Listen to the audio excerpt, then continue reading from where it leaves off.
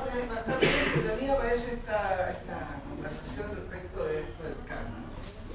Primero que nada, quisiera también aclarar el concepto de creencias, ¿cierto? Porque uno puede decir, yo podría creer en algo o podría no creer en algo. Y bueno, las creencias son sumamente respetadas y deben ser respetables por todos, por tanto si creo o no creo, ¿ok? ¿Vale? Y sobre todo cuando nosotros nos movemos en el mundo de la filosofía, ¿ya? Porque en el mundo de la filosofía nosotros no nos consideramos dueños de la verdad, ¿okay? Acuérdense que el padre de la filosofía decía, solo sé que nada sé. O sea, partía de la base de la profunda ignorancia con la que los seres humanos vivimos. Claro, hay otras formas de pensamiento, tanto religiosas como políticas en general, que sí efectivamente están como suscritas a una doctrina específica o a un pensamiento específico en el que tú no puedes, digamos, si tú quieres participar de esa religión tienes que creer en lo que dice la religión. ¿Me entiendes? O sea, básicamente, cualquiera sea la religión. Las religiones se mueven efectivamente en base a dogmas y certezas que ellos asumen como verdades reveladas. ¿Okay? Por lo tanto, acá todas las percepciones van a ser válidas, ¿ok? O sea, no hay problema si alguien dice, oye, no, yo estoy de acuerdo. O sea, eso ni siquiera hay que discutirlo porque es muy respetable que alguien crea o no crea. O sea, al final son tus propias convicciones las que son importantes, ¿vale? Sin embargo, nosotros tenemos un desafío en este taller que es el poder tener una mirada de las enseñanzas más relevantes de Oriente y de Occidente. ¿Okay? Lo vimos justamente en las clases que hemos hecho, ¿no es cierto?, de los tres planos, ¿no es cierto?, la constitución centenaria del hombre, que la vimos en la clase pasada. Y este tema nos parece importante abordarlo desde la perspectiva de las leyes del cosmos. ¿Ya? ¿Por qué? Yo lo voy a plantear de esa manera.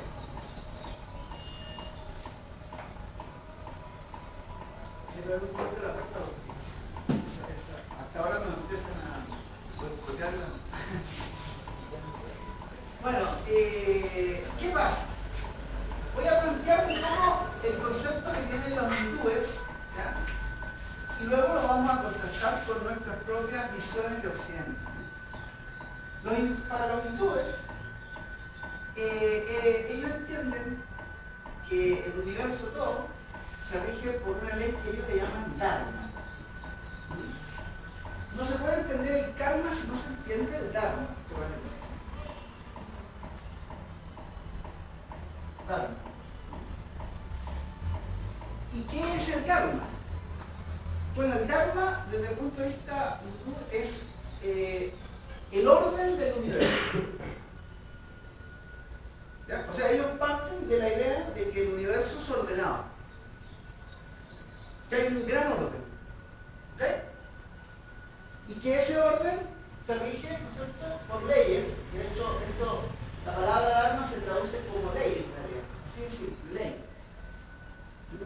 O sea, que hubiera una ley que rige las cosas, ¿ok? Y esta ley va acompañada del karma, ¿ya?, que en realidad serían las acciones o reacciones que se ajustan al dharma o no se ajustan al dharma. ¿Ok? O sea, me explico. El karma serían como algo así como los brazos, ¿ya?, del dharma. ¿Ok? Voy a hacer un ejemplo muy simple. Este es el dharma, ¿no es cierto? Y si algo no está en el camino, entonces esto lo va a llevar al camino. ¿Okay?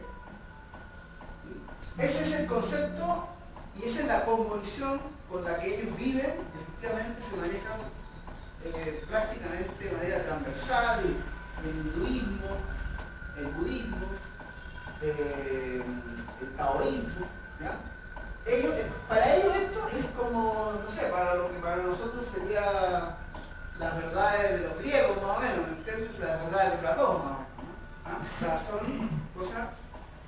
Y por supuesto, y aquí viene el punto, que de la misma manera que nosotros tenemos grandes supersticiones en nuestras culturas, digamos, y en nuestras religiones y políticas, piensen ustedes que hay gente que todavía ofrece milagros, ¿no es cierto? O sea, dice, venga a buscar, ¿no es cierto?, su milagro barato, ¿no? Oferta de milagro.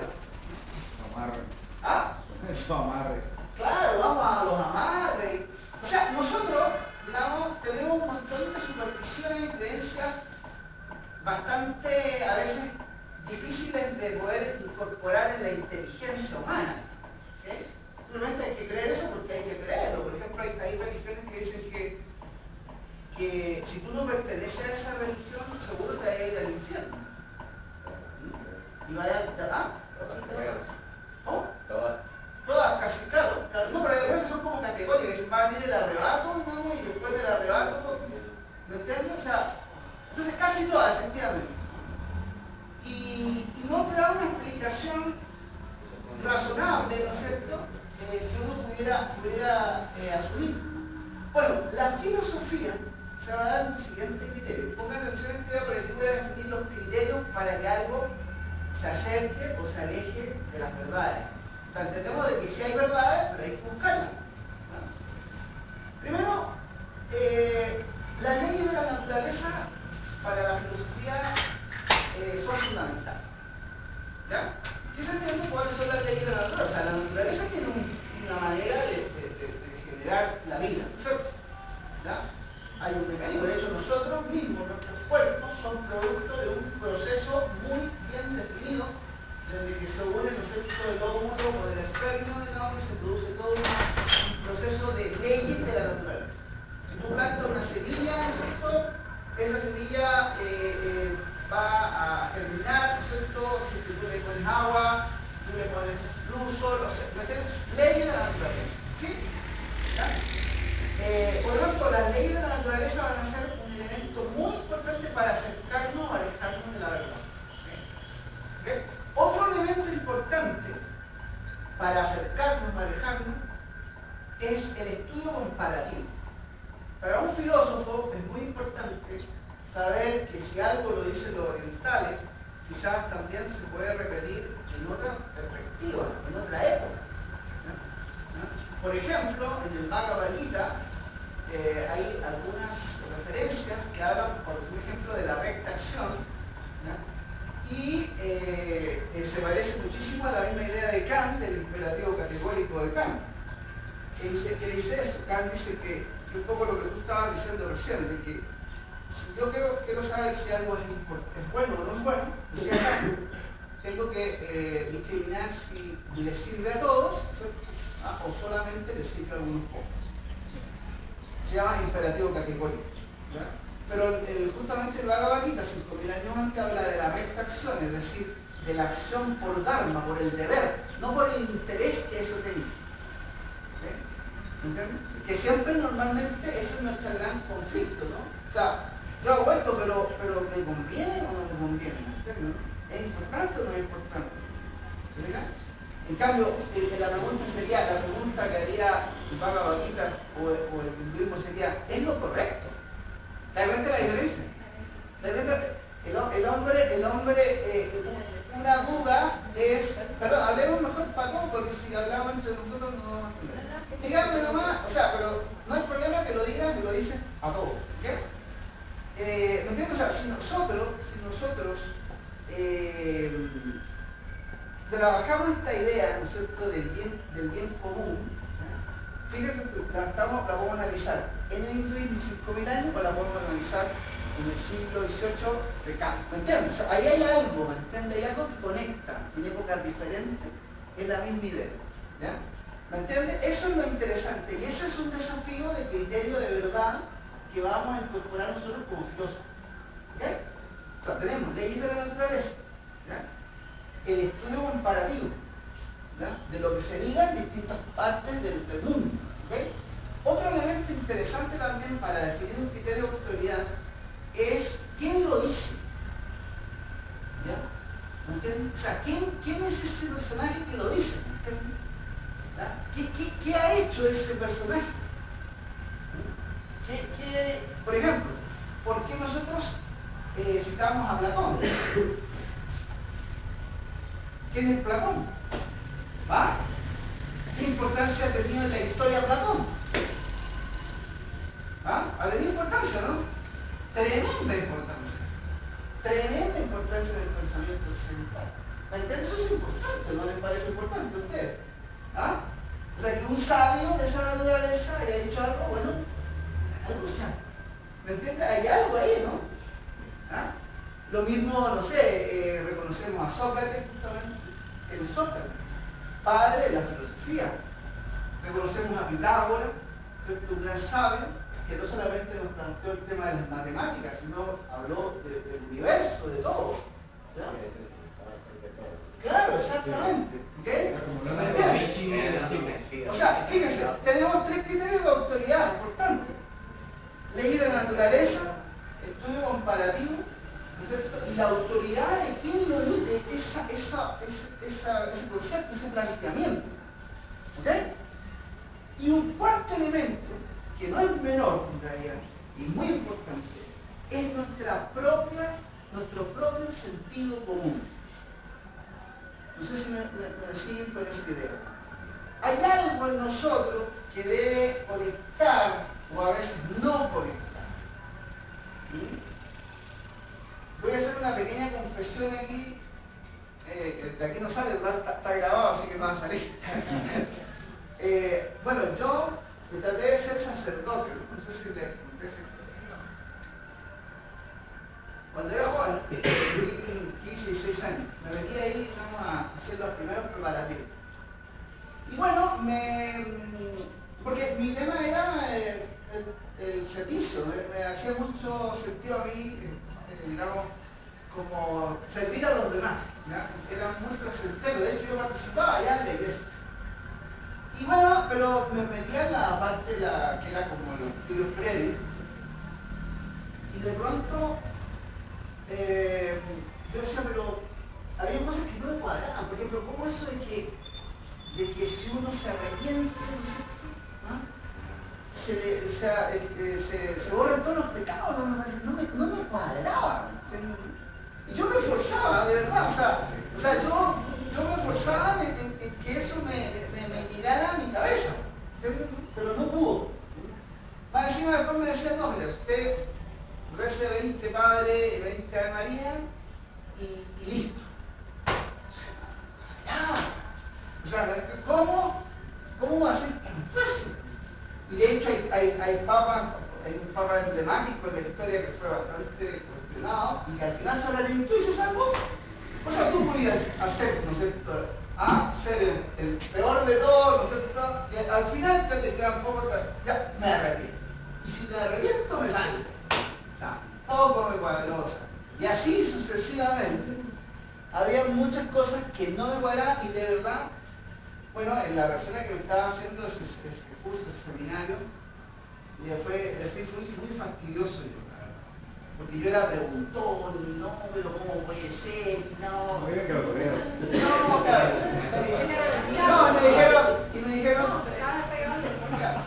Me dijeron, no, lo peor de todo fue, mire, ¿sabe qué? Lo que pasa es que usted no tiene fe.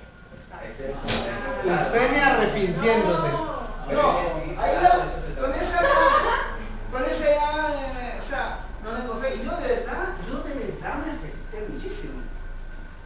Porque yo me recuerdo que salí igual que como los perritos cuando han visto los perritos meten la cola en el medio de los palos así salí yo de la casa. Claro, porque ¿cómo lo hago? Claro, y aquí viene el punto. Por eso yo le decía que esto del sentido común es muy importante. ¿Vale? O sea, si las cosas no te llegan a tu sentido común, no te llegan. Sorry, pero ¿me entiendes? ¿Me entiendes? No obstante que las personas pueden creer lo que les dé la gana. O sea, ¿me entiendes? O sea, si alguien me dice, bueno, de hecho me ha pasado, hay gente que dice, no, mira, yo tengo una novia marciana. y yo me junto todos los fines de semana con la novia, la paso chévere. Bueno, ¿me entiendes? ¿Qué le voy a decir a eso? ¿Qué le voy a decir todo eso? ¿Me entiendes? O sea, es lo que él cree nomás, pues, está bien, ¿me entiendes? Y todo es válido en eso. Por eso digo que el lenguaje de las creencias lo vamos a dejar siempre en ese espacio. Sin embargo, si somos filósofos de verdad, queremos acercarnos a las verdades que sean lo más certeras posible. ¿Ya?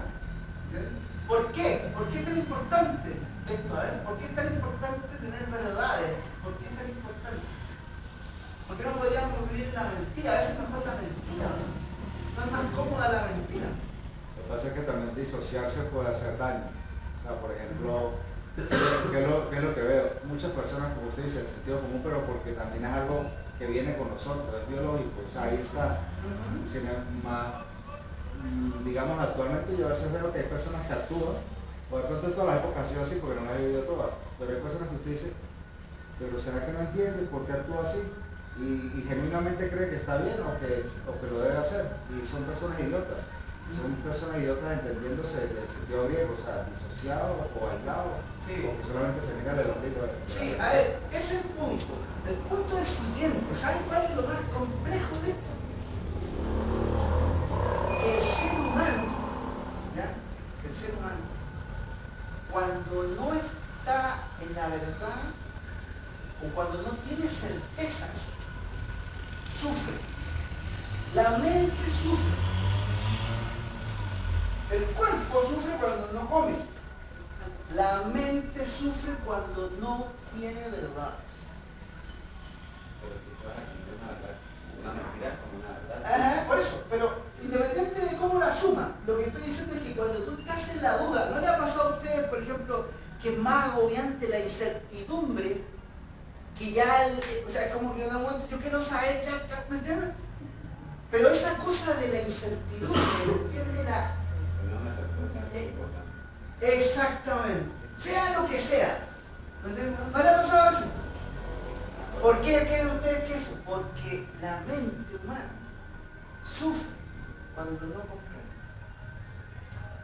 Y aquí viene el gran tema, ¿no? De que justamente nosotros cuando estamos frente a acontecimientos que no queremos que ocurran, que nos son desagradables a nosotros, ¿qué es lo primero que nos sale del alma? ¿Por qué? ¿O no? ¿Sí o no? ¿Por qué? Oh my God, dicen los gringos, ¿no? ¿Ah? ¿Por qué no sale tan del alma eso? ¿Ah?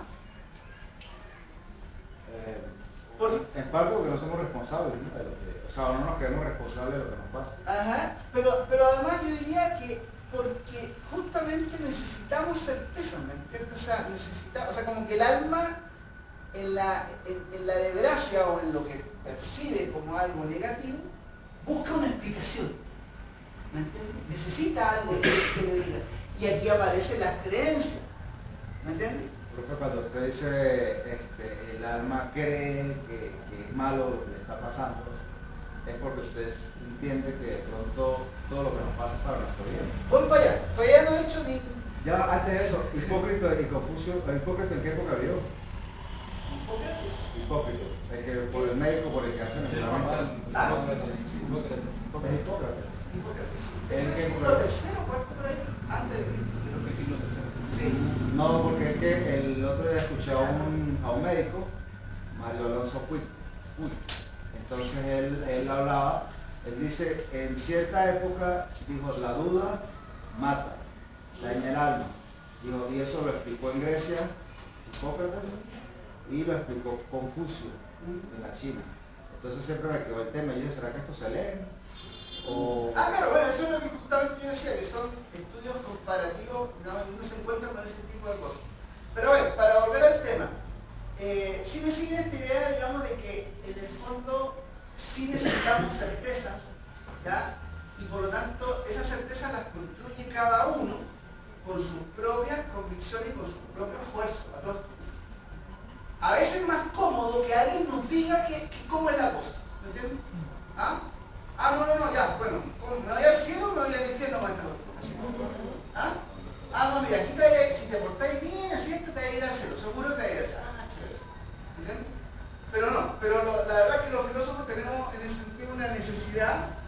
de comprender. ¿Ok? Vamos entonces ahora a esta idea y vamos a enfrentar precisamente los cuestionamientos que tiene este planteamiento y la parte supersticiosa que ha tenido también la creencia del karma. ¿Okay? Vamos. Bueno, nosotros en este instante, en Occidente, funcionamos permanentemente con acción y reacción. Todo es acción y reacción. Si usted va, no sé, es perito, qué sé yo, de estos peritos que van a ver la escena del crimen, es muy importante cómo cayó el personaje, ¿no es cierto? Todo es importante. ¿Por qué? ¿Qué es lo que estamos viendo ahí?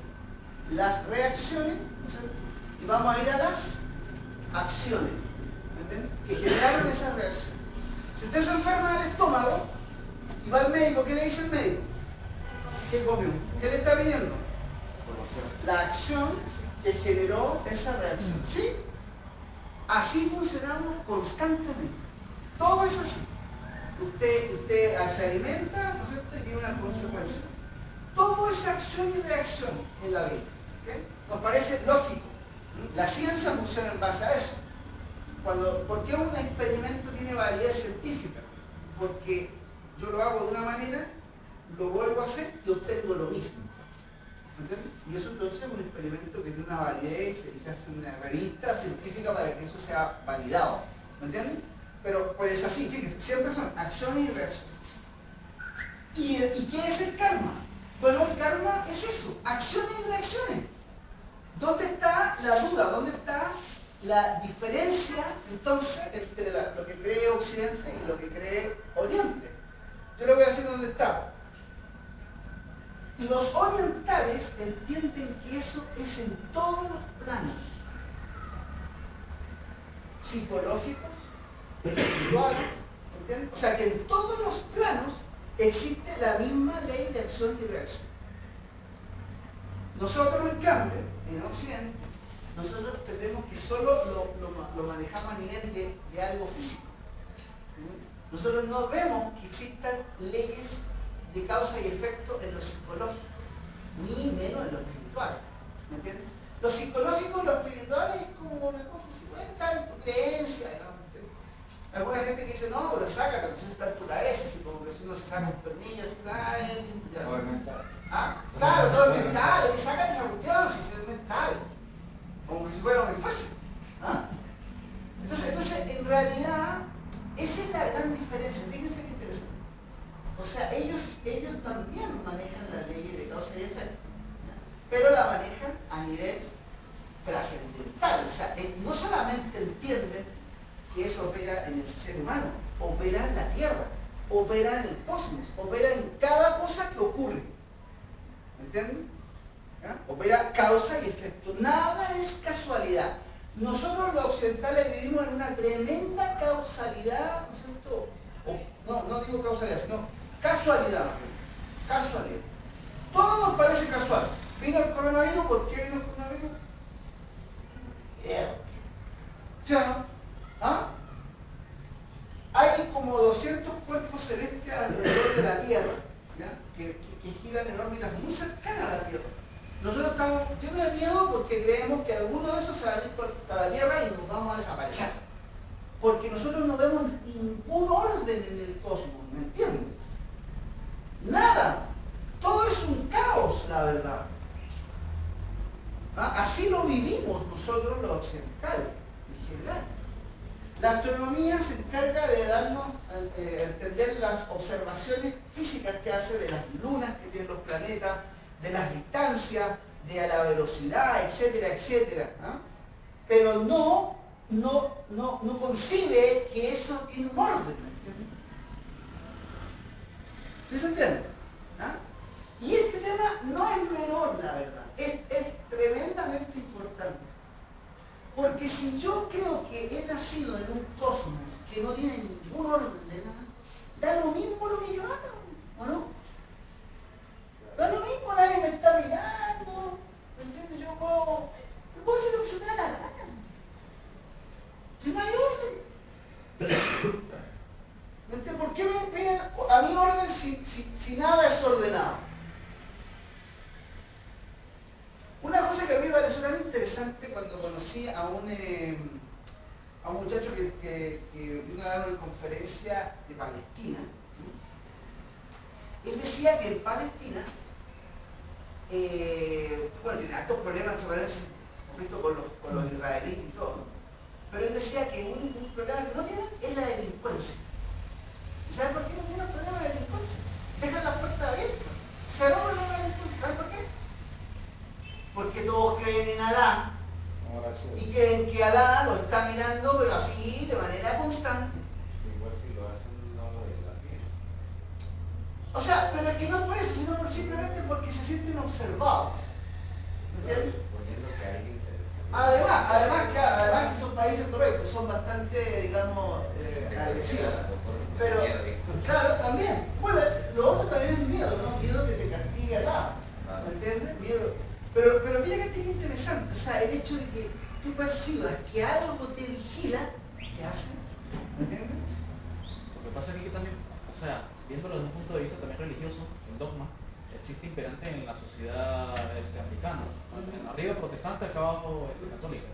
Lo que pasa es que lo poco que he podido entender de la religión musulmana en cuestión es que ellos el cuestionamiento del deber ser más específicamente el mal menor no existe. El mal menor es mal. No existe mal menor. Aquí muchas veces, bueno, se justifica de alguna manera hacer esta acción para el beneficio de mí o el beneficio de los demás, pero es algo bueno entre mi pensamiento de ese sentido común que estás hablando. Pero parece que en las sociedades orientales ese mal menor como que no termina de calar del todo. Por eso es que en las sociedades como China, Japón, o sea, las sociedades asiáticas por lo general también buscan la rectitud de la persona. Es que por eso digo, acá esto es un tema realmente importante y tiene que ver con el concepto de cosmovisión. ¿Okay? Hay una palabrita, no sé si ustedes han escuchado, que se llama cosmovisión. ¿Qué es la cosmovisión? La cosmovisión es cómo yo veo el mundo, ¿me entiendes? Se ve de una manera increíble cuando uno se compara con la cosmovisión de los pueblos originarios, por ejemplo. Ellos ven a la tierra como algo sagrado, ellos ni siquiera escupen el suelo porque es escupir a la madre tierra. Ellos no dañan a un animalito si no es para alimentarse, ¿me entiendes? O sea, hay un montón de elementos porque ven que todo es sagrado, ¿me entiendes? ¿Por qué lo viven así?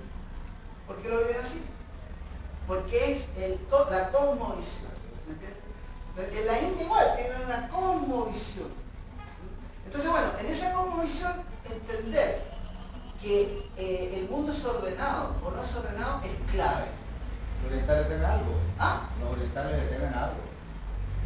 Sí, bueno, claro, de hecho ellos hablan de una especie como de Mara, que es como una tentadora, digamos, parecida al demonio, ¿ya? O Maya también, ¿cierto? Mara o Maya, que es como la que te hace, digamos, te engaña, ¿no? Te engaña con las luces del mundo sensible. O sea, no quiere ir allá, pero de pronto tienen algo arriba o superior a ellos que yo diga no, o sea, o solamente se ríe por valor de ellos.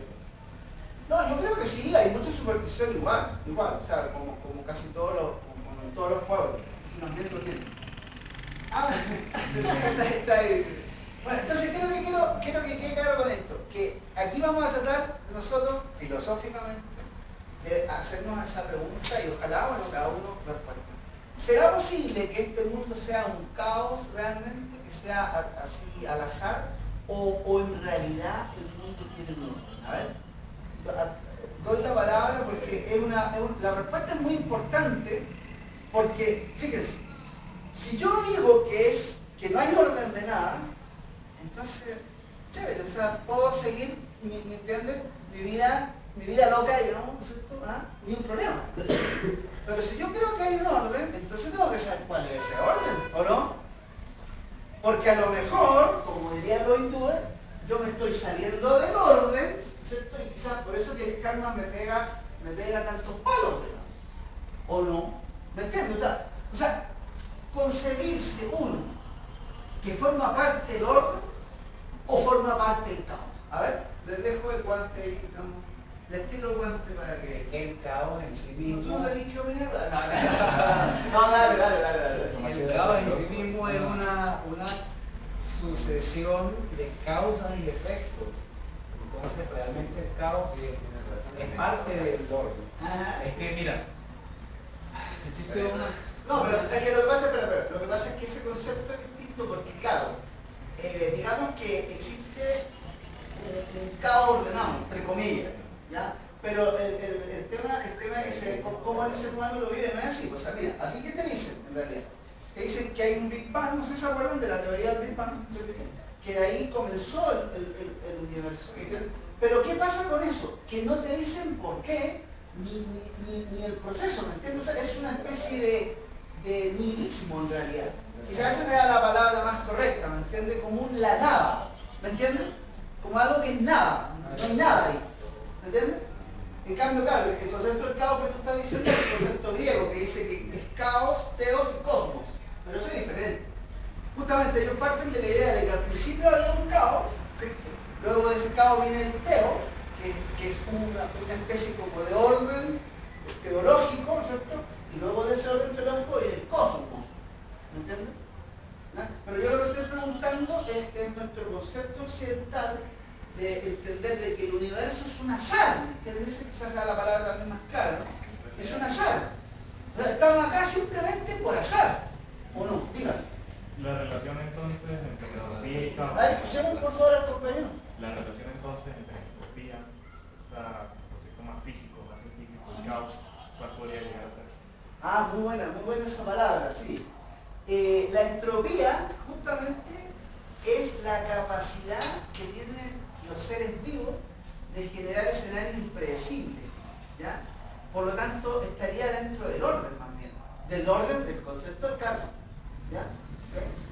¿Ya? ¿Me entiendes? O sea, por ejemplo, en lo biológico, tú ves que lo biológico siempre busca escenarios distintos para la perfección. Por ejemplo, ¿por qué creen ustedes que las personas cuando se casan y tienen vínculos muy cercanos, nacen hijos deformes? ¿Se han dado cuenta de eso? ¿Eso por qué ocurre? ¿Ah? Sí, pero ¿por qué? ¿Qué quiere la genética ahí? ¿Qué busca? Busca la diversidad. Busca ¿me entiendes? Porque la diversidad se genera la perfección. Es una búsqueda de perfección de lo biológico. ¿Entiendes? Por eso ocurre eso. ¿Ya? Entonces, por lo tanto, esa es entropía, ¿me entiendes? Es una entropía que va en la búsqueda de la perfección, de las distintas relaciones. Pero lo que yo estoy planteando, insisto, es este concepto de que somos casualidad, simplemente. ¿Somos casualidad o no? ¿O somos causalidad? Es decir, hay una causa, hay un orden, ¿me entiendes? Hay un destino. ¿Qué piensas? Yo siento que hay más orden del que nosotros creemos, por lo menos ahorita mencionó lo del caos, hay algo que es la teoría del caos, que viene siendo como el efecto mariposa, o sea, la idea de una mariposa en determinado lugar puede generar un tsunami en otro. Qué pena. Ajá.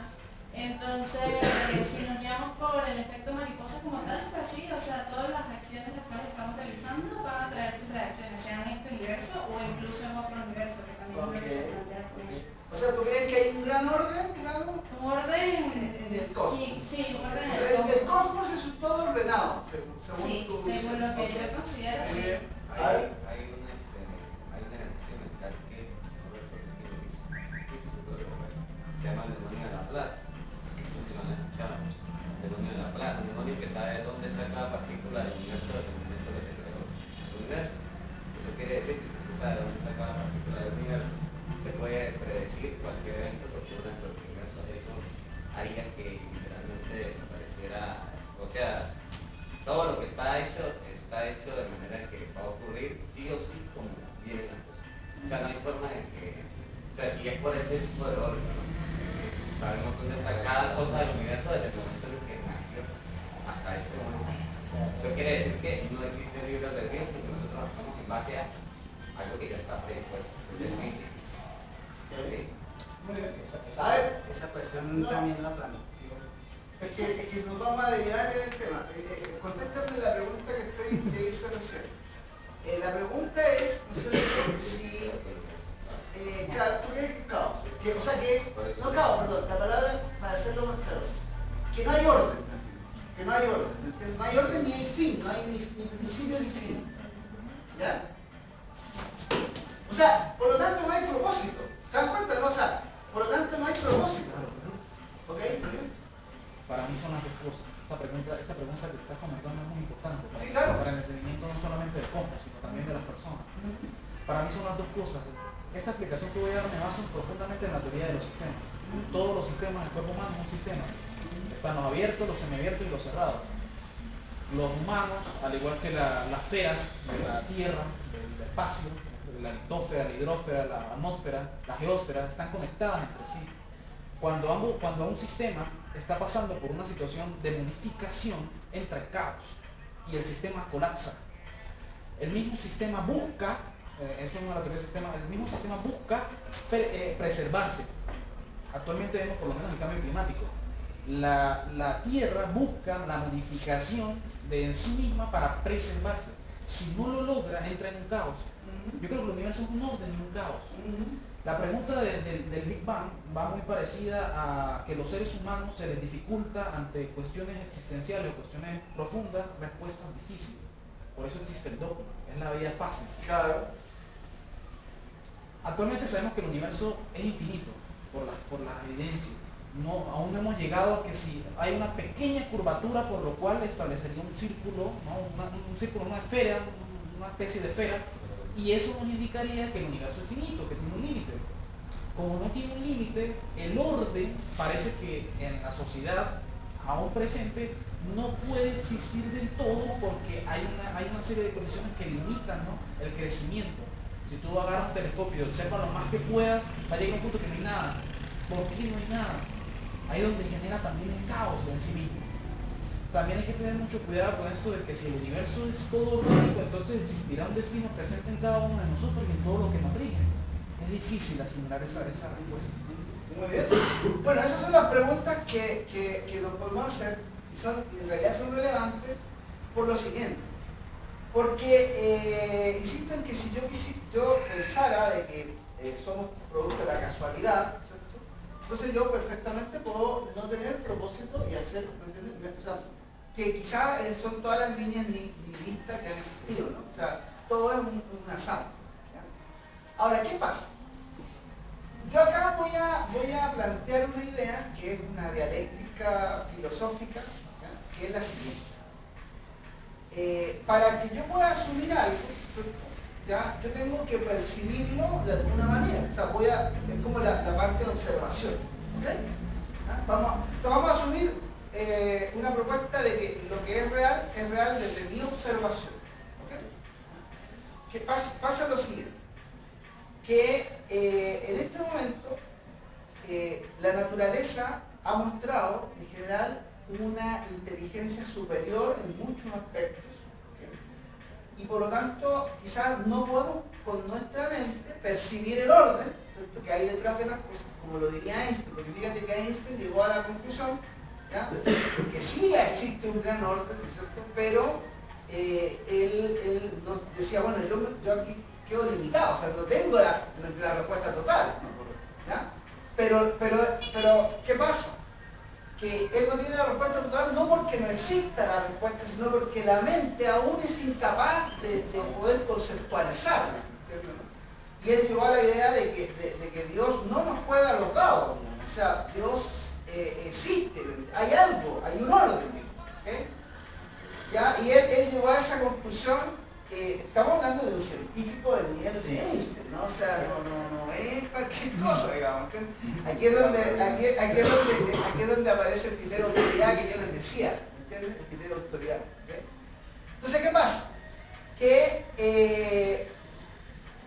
hasta el momento, las cosas que se lanzan al azar, ¿no es cierto?, no han generado un orden y una inteligencia en sí mismos.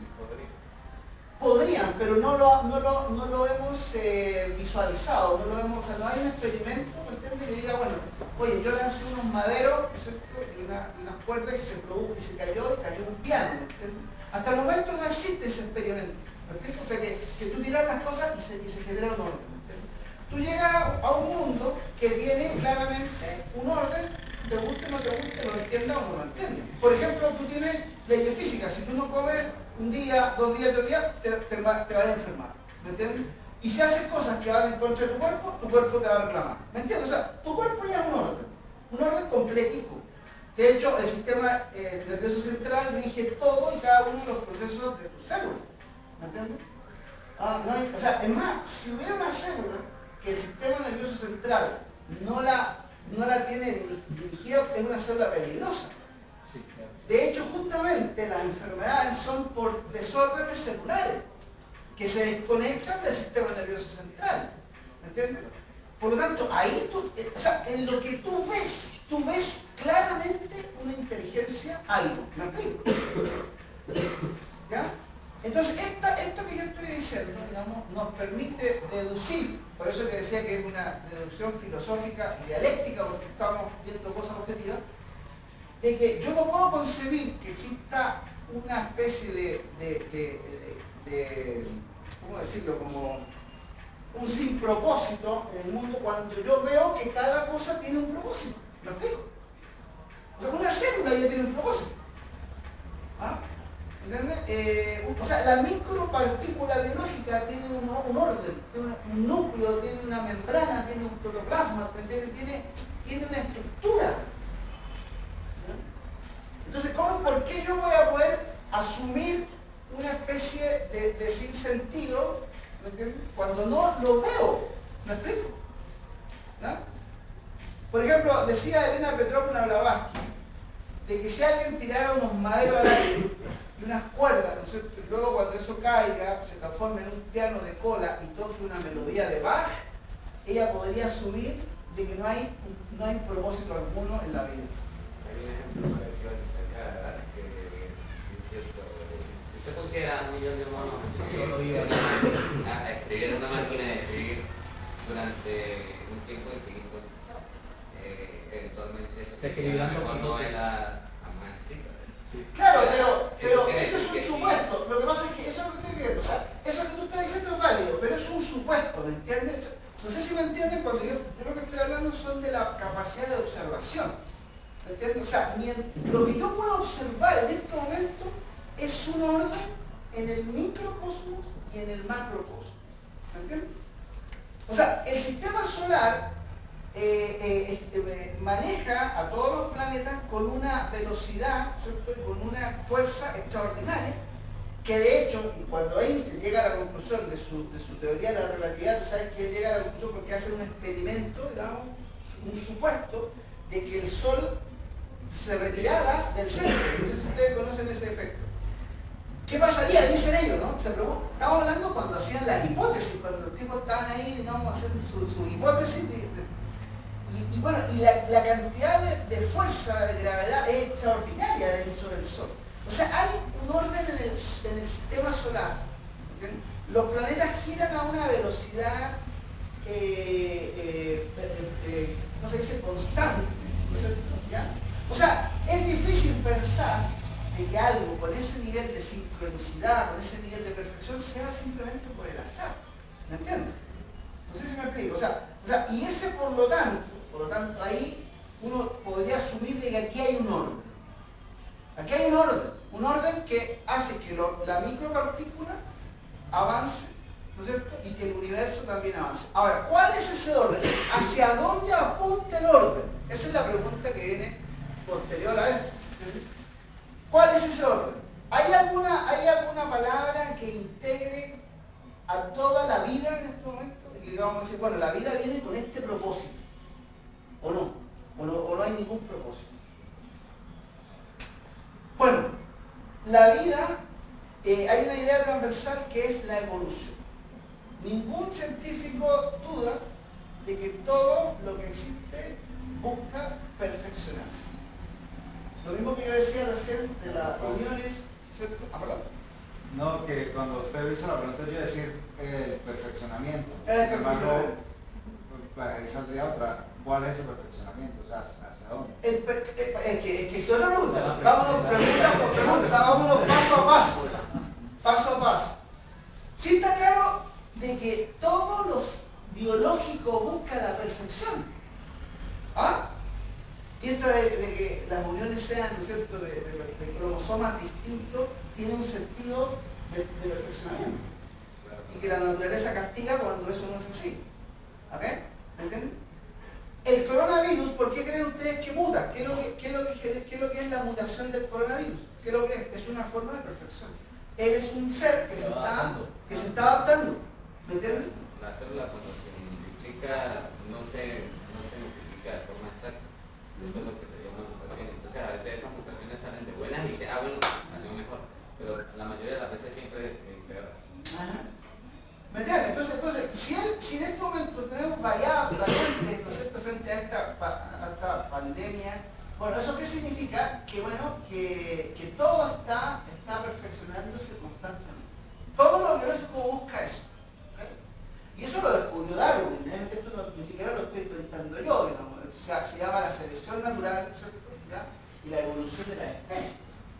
Y entre paréntesis hay que respetar a Darwin también, porque el personaje recorrió el mundo entero y reunió más de 10.000 fósiles para argumentar su teoría. Entonces tampoco es que el tipo se le ocurrió la cuestión. ¿Okay? Y de hecho la teoría evolucionista de Darwin es transversal a toda la historia. ¿Okay? ¿Entienden? Ahora, ¿qué pasa? Que claro, que los seres humanos vamos como poco a poco develando las leyes de la vida. En un principio, en la Edad Media, creíamos que la Tierra era el centro y que todo giraba alrededor de nosotros, ustedes saben, que las estrellas estaban puestas ahí para nosotros. Esa era la creencia que había en ese momento. ¿Okay? Llegó un personaje y dijo, no, o sea, están mal, o sea, nosotros no somos centro, nosotros somos un planeta más, ¿me entienden? Y lo fue demostrado. Entonces, lo que quiero que ustedes perciban es que la humanidad va avanzando y va como conectándose con ciertas leyes, ¿me entienden? Las leyes mecánicas de Newton, ¿cierto?, son importantes, son relevantes para toda la ciencia física, matemática, desde Newton en adelante. Pero porque Einstein dice, no, sabes que no existe la mecánica, sino que existe la ley de la relatividad, y ahí saca su ley de la relatividad.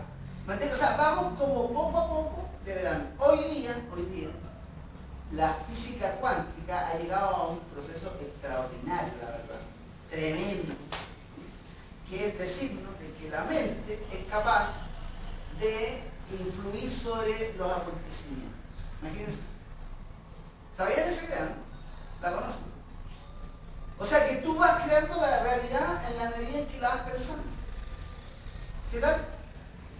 Y eso es científico porque han hecho experimentos. ¿Ustedes saben cómo es ese experimento? La caja famosa, ¿no? Y el electrón. La caja de ñoño. La caja del electrón, claro. Del gato. Cuando es observada, tiene una conducta, y cuando no es observada, tiene otra. No, o sea, eso es algo. Bueno, todos esos elementos, digamos, son parte de este conocimiento que ha hecho que el hombre avance. ¿Okay? Entonces, ¿qué es lo que nos plantea esta teoría entonces? Para ir avanzando y quizás respondiendo un poco la pregunta, la tercera pregunta que hicimos. Pero mira, hemos trabajado tres ideas, ¿no?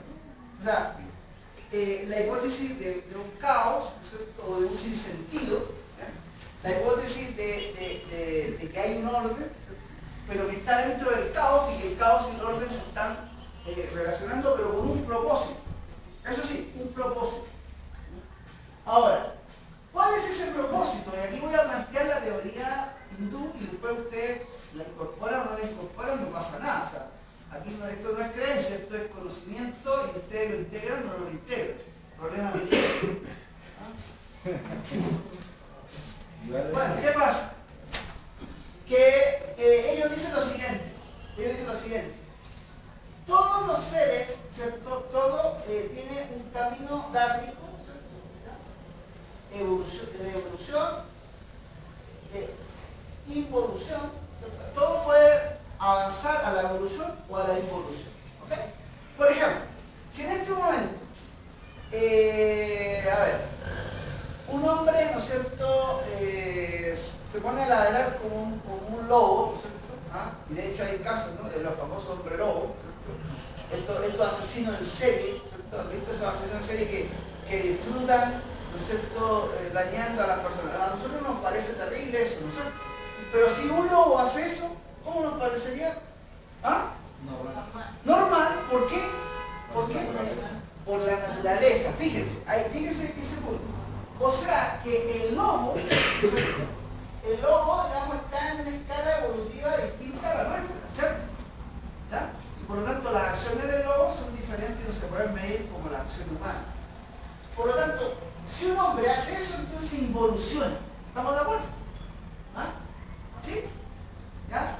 Y por lo tanto, el hombre está, como diría Leonardo da Vinci, ¿no es cierto?, está entre el cielo y la tierra, ¿ya? Y está ahí, y este hombre justamente tiene una naturaleza animal, una naturaleza instintiva, y tiene una naturaleza racional, una naturaleza divina. ¿Sí? Platón lo decía también. Por lo tanto, el hombre puede hacer acciones que lo llevan a la involución o que lo llevan a la evolución. ¿Están de acuerdo con eso? ¿Ah? ¿Cuáles cosas me llevan a la involución? Bueno, todas las que de alguna manera, incluso hasta anatómicamente, las podemos relacionar con el estímulo del cerebro reptil humano. ¿Sí están de acuerdo que el ser humano tiene un cerebro reptil? ¿Han escuchado eso? ¿Ah? ¿Y cuál es la tarea de ese cerebro reptil?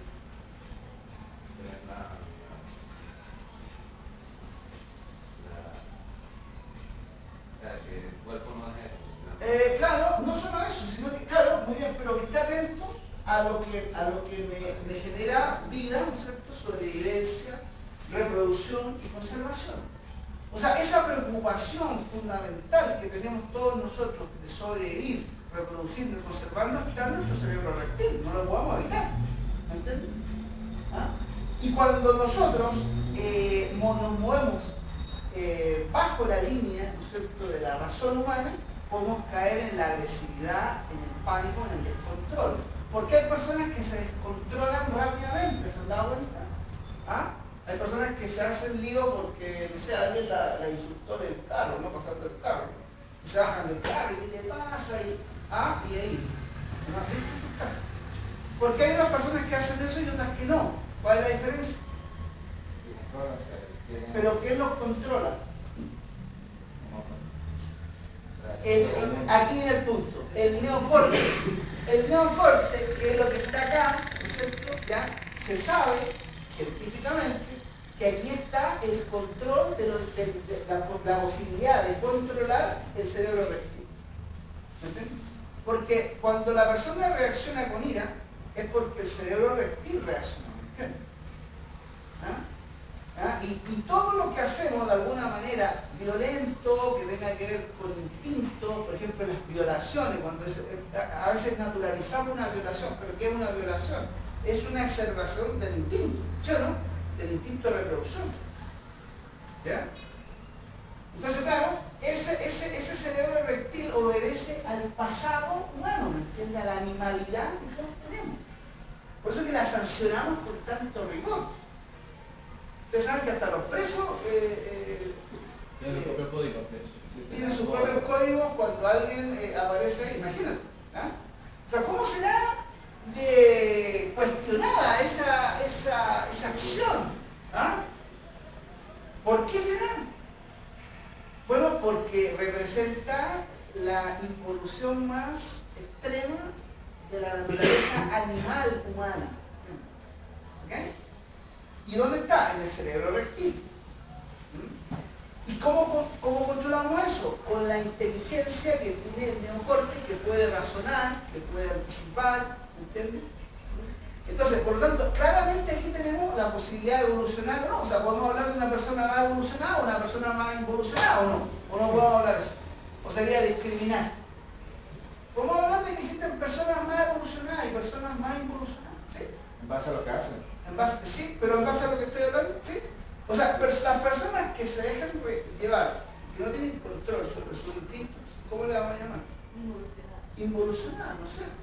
Y de hecho la sociedad se tiene que proteger de esas personas porque llega a un extremo, ¿no? ¿Sí? ¿Estamos de acuerdo? Muy bien. Ahora entonces, recién, con toda esta explicación, vamos a incorporar el concepto del karma y cómo ellos entienden que el karma es transversal. universal y opera para todo. ¿Por qué? Fíjense. Porque resulta de que tú vienes, aquí viene esto es una doctrina y una cosmovisión hindú completamente. Pueden estar de acuerdo o no, pero eso es lo que ellos dicen de que cada alma viene acá a este mundo a trascender, a crecer en conciencia. ¿Okay? ¿Qué significa eso? O sea, a mover el neocorte, a mover más las neuronas, ¿ya? Y hacer más sinapsis acá. ¿Okay? A eso viene. Así como cuando tú plantas una semilla, ¿no es cierto? Y esa semilla te tiene que dar una fruta, un mango, por ejemplo, una semilla de mango. El ser humano se le mide, ¿ya? Por cuánta capacidad desarrolla en su encarnación. ¿Okay? Ahora, cuando él no hace esta tarea, acumula karma.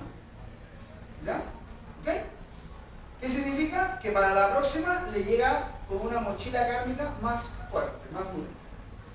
Porque hay un elemento común acá, que es que ¿qué es lo que te hace el karma? Te genera dolor. ¿Okay? El karma te genera dolor. ¿No? ¿Y por qué es importante el dolor? Bueno, porque el dolor es el vehículo de conciencia. Nosotros cuando sufrimos, ¿qué es lo que pasa con nosotros? Fíjense lo que pasa cuando nosotros sufrimos. ¿Qué pasa? ¿Ah? Nos cuestionamos, ¿no es cierto? Mira qué interesante, estamos moviendo el neocorte. ¿Ah? La vida me pegó un palo y yo, ¿por qué? ¿Por qué, Dios mío? Nos transformamos en filósofos inmediatamente. Nos hacemos la pregunta filosófica, fíjate. Mientras estábamos ahí pasando la chévere con la vida loca, no pasa nada, ¿me entiendes? Yo ni me acuerdo de nada, ¿no? Pero cuando la vida me pega un palo, ¿no es cierto? Ahí me hago la pregunta. Bueno, ¿qué es eso? Es un mecanismo evolutivo de protección, ¿ah? Para el alma humana, que es lo que le importa a la evolución. ¿Me entiendes? El dolor opera exactamente igual como el dolor de muela. ¿Qué quiero decir con esto? Cuando usted le duele la muela, ¿qué es lo lógico que usted haga si le duele la muela? Primero ir al dentista. No sé, tú vas al dentista primero, ¿no? Él te dice, mira, ¿sabes qué? Esta hay que echar. O a lo mejor no, mira, te puedo hacer un, ¿cómo se llama eso? Tratamiento conducto, la cuestión y te la salvo. Ah, bueno, ¿entiendes? Pero ¿qué pasa si tú no le haces caso al dolor? ¿Ah? Un mecanismo evolutivo de protección. ¿Cómo? Un mecanismo El karma, de protección. claro, de protección al alma. Al alma, exactamente. ¿Ya? ¿Qué pasa si yo me hago el loco con el dolor? ¿Ah? ¿Qué pasa? Que puedo perder la muela, ¿cierto? ¿Cierto? Bueno, ahí está el punto, es lo mismo. Cuando la vida me genera dolores, ¿ya? En vez de reclamarle al karma, ¿por qué? ¿No es cierto? ¿Qué es lo lógico? A ver, ¿qué me querrá decir? ¿Me entiendes? Algo tendré que aprender yo también. ¿Me entiendes? ¿Ah? ¿Por qué razón? Porque nosotros tenemos distintos niveles de conciencia, ya lo vimos, ¿no? Había personas más evolucionadas, menos evolucionadas. O sea, lo que para esta persona es evolución no es lo mismo que para esta. ¿Me entiendes? ¿Ya? O sea, cada uno de nosotros tiene un nivel de conciencia totalmente diferente. ¿Cómo sé yo, aquí viene el punto, cómo sé yo dónde está mi nivel de conciencia? ¿Cómo sé yo? ¿Cuál es el parámetro con el que puedo medirlo? Yo le voy a dar un parámetro. Ustedes lo toman o no lo toman, ¿saben? ¿Dónde están sus preocupaciones?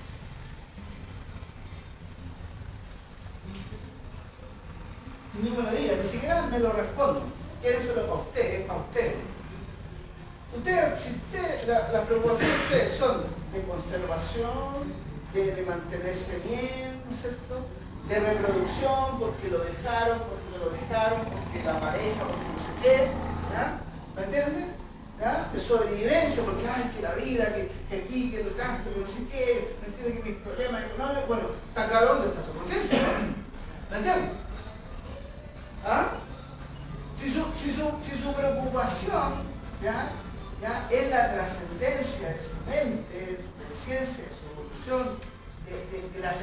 pertenece, como diría Platón, a lo justo, a lo bueno, a lo bello, a lo verdadero, bueno, ahí está su conciencia. Más cerca del mundo humano. ¿Ya? Si su conciencia está en cómo hace para unirse a Dios, ¿no es cierto? Y realmente una preocupación para usted, entonces ahí está su conciencia, ¿me entiende? O sea, usted puede tener la conciencia en el mundo físico, en el mundo psicológico o en el mundo espiritual. Fíjense, ¿cuál era la preocupación de Buda? ¿Cuál era la preocupación de Buda? Buda, ¿no es cierto?, dijo, no, yo esta encarnación me ilumino, o sea, yo, ¿me entiendes? O sea, su preocupación era unirse a Dios ya. ¿Para qué? ¿Para no volver? No, porque bueno, eso no va mal. Vamos, es que ahí me voy a venir a aplicar que Buda y me voy a perder del tema. Pero te la dejo ahí pendiente cuando veamos a Buda. ¿Ya? Si se entiende entonces lo que estoy diciendo, o sea que en definitiva, según esta perspectiva, ¿ya?, usted viene a este mundo a evolucionar. Y el karma no es un problema, no es un castigador, ¿ya? No es un castigador, más bien es un pedagogo. ¿Sí? Claro, porque, reitero, si usted se hace loco con el dolor de muela, ¿qué va a pasar? Pierde la muela. Si usted se hace loco con los dolores que la vida le da, usted puede perder el alma. O sea, puede perder la conciencia, le puede dar lo mismo todo. Y esos personajes se llaman psicópatas. ¿Han escuchado hablar de los psicópatas? ¿Ah? El psicópata ya no tiene vergüenza, no tiene miedo, no tiene nada, porque no tiene alma. Es un desalmado. ¿Me entiendes? Entonces sí se puede perder el alma. ¿Ya? Por lo tanto, el dolor es una ayuda, no es un problema, no es un castigo. Claro, si yo lo miro desde mi punto de vista, recién decíamos que nuestro punto de vista es una perspectiva limitada porque nosotros no tenemos el conjunto del plan completo. ¿Sí o no? Para nosotros el bien en este momento es, bueno, que nos vaya bien en la salud, en el dinero y en el amor, nada más, ¿no? ¿Sí o no? Eso es como nuestro... Pero ¿qué sabes tú, me entiendes, de que si la vida te tiene un plan diferente? Quizá los peores dolores en realidad son los mejores beneficios para el alma. De hecho, así ha sido en la historia. Cervantes, ¿en qué momento escribió el Quijote? Después de que lo hayan encarcelado los humanos. Y le cortaron hasta un brazo, una mano. Manco más. ¿Qué tal?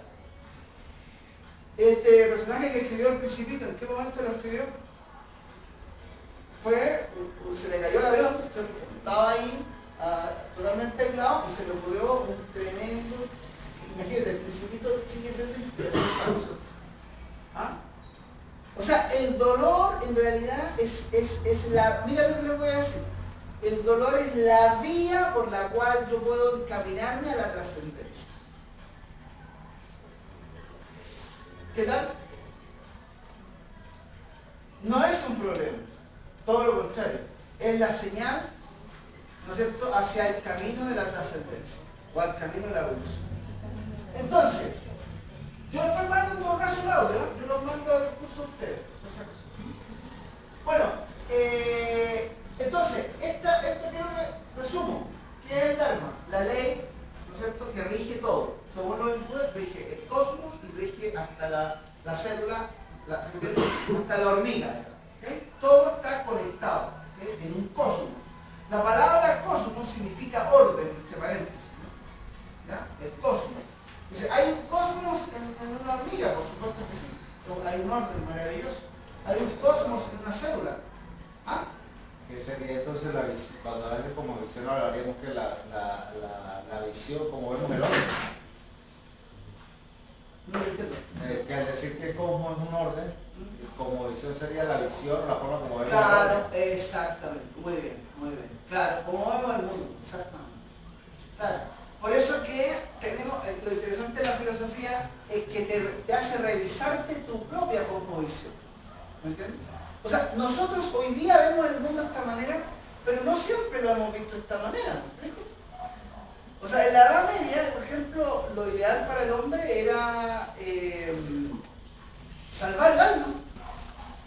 ¿Sí o no? O sea, su única preocupación era salvar el alma, la verdad. ¿Ah? De hecho tenía clarito donde estaba el cielo y donde estaba el infierno, ¿cierto? Que es lo que le iba a llevar al cielo y que le iba a llevar al infierno. No se cuestionaba nada, no había tanto desarrollo intelectual porque no era su importancia. Hoy día no. Hoy día por ejemplo, la iglesia antes amenazaba al hombre con excomulgarlo, ¿se acuerdan? ¿Ya? Y era terrible. O sea, el solo hecho de imaginarse excomulgado era que tú te imaginabas en las pailas del demonio, ¿no es cierto? ¿Ah? Y así más o menos era la imagen. Bueno, pero hoy día yo digo que nosotros hemos cambiado el cielo y hemos cambiado el infierno, porque la constante de eso es el miedo, que es la constante de la superstición. Mientras usted no tenga certeza y conocimiento, usted tiene superstición, creencia. ¿Okay? Pero no porque hoy día no creamos en el infierno físico, no hemos sacado el miedo encima, seguimos teniendo miedo. ¿Cuál es nuestro infierno en este momento? ¿Y cuál es nuestro cielo? Ya, pero yo lo voy a decir como es acá. Nos imaginamos, ¿sabes cómo nos imaginamos el cielo? Con muchas lucas, ganándonos un premio, ¿no es cierto? ¿Me entiendes? Resolviendo todos los problemas económicos. Ese es nuestro cielo. Por eso que hay tanta corrupción. ¿Ah? Y como dicen los mafiosos, todo hombre tiene su precio. Hay uno más caro y otro más barato, pero todos tienen un precio. ¿Y el infierno cuál es? La miseria. Tenemos un cielo y tenemos un infierno. No tener ni uno, ¿cierto? Es nuestro infierno. Tener todas las luces del mundo es nuestro cielo, ¿o no? ¿Así es? ¿Así es? ¿Así es? La filosofía tiene que ser veraz, ¿no es cierto?, y realista, y no utópica ni abstracta. Pero sin embargo, es una composición, o sea, capaz que estemos totalmente equivocados con este cielo, con este infierno, como lo estábamos en la Edad Media. ¿Me entiendes? Capaz que eso no nos lleva en absoluto a la dicha, ni a la felicidad, ni a la paz. ¿Okay? Entonces, bueno, este es el concepto hindú, como digo, ¿ya? Pueden ustedes, por supuesto, reflexionarlo con más detalle, de manera personal, revisar las cosas que le han pasado en la vida, pero es evidente que funcionamos de esta manera. O sea, cuando nos llegan un palo, ahí tomamos conciencia de las cosas, ¿no es cierto? Nos hacemos preguntas, y quizás sea lo mejor que nos haya pasado en la vida. Con el tiempo, cuando ustedes ya, ¿no es cierto?, logren mucha sabiduría, se van a dar cuenta que, oye, ese fue el principio de un gran proceso evolutivo para mí. Bueno, vamos de todas maneras a continuar con esta idea, porque vamos a ver libre albedrío, ¿ya? Vamos a verlo con más detalle, ¿okay? Y reencarnación. Pero eso es para la próxima vez. Muy bien, jóvenes.